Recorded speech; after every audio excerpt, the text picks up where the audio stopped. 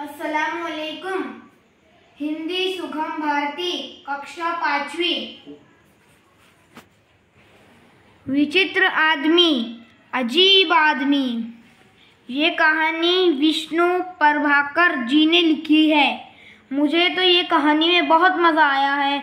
उम्मीद है आपको भी मज़ा आएगा। एक आदमी कहीं जा रहा था। वो रास्ता भूल गया।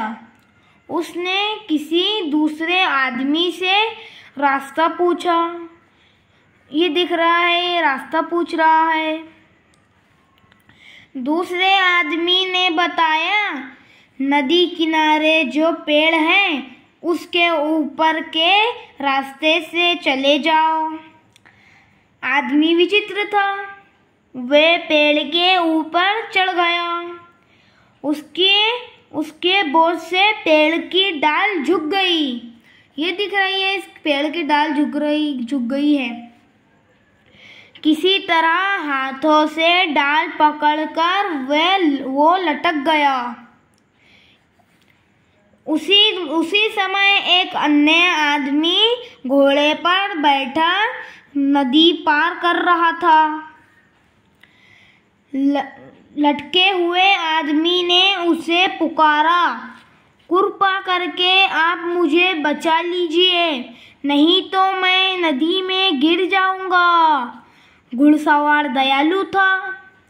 वो घोड़े को लेकर पेड़ के नीचे आया और अपने हाथों से उसके पैर पकड़ लिए।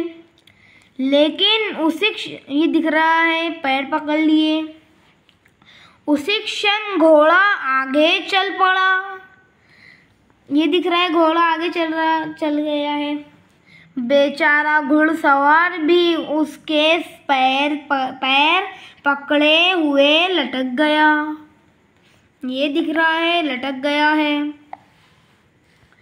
ये देखकर उस विचित्र आदमी ने घुड़सवार से कहा, इस प्रकार लटके लटके तो हम दोनों नदी में गिर जाएंगे।